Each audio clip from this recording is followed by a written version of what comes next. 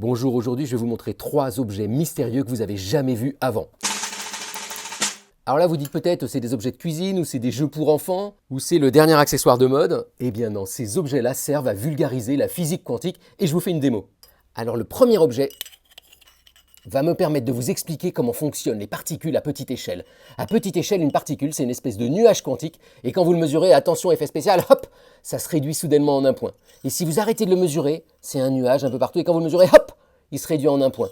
Et si vous repérez les impacts là où ça se réduit, vous allez voir que ça se réduit aléatoirement partout, là où il y avait le nuage quantique. Ça, c'était la fonction d'onde. Alors, deuxième concept clé, si vous avez votre petit nuage quantique de tout à l'heure, vous le reconnaissez, bon, ce coup-ci, il est bleu, et que vous essayez de l'éclairer ou de l'exciter, vous allez voir quelque chose de très surprenant. Regardez bien, attention, hop, il est excité, hop, il est très excité, hop, il est moins excité, hop, il est plus excité. Et vous avez le choix que entre certaines positions très précises. Ça s'appelle la quantification, des sortes de sauts quantiques. Et alors, troisième effet peut-être le plus incroyable, celui-ci. On a dit que notre fonction d'onde, vous la reconnaissez, elle peut être dans un état, elle peut aussi être dans un deuxième état, mais elle peut être dans les deux états à la fois. Regardez, je vous le refais, attention, hop. Et à la fin, quand on la mesure, elle choisit un des deux états aléatoirement.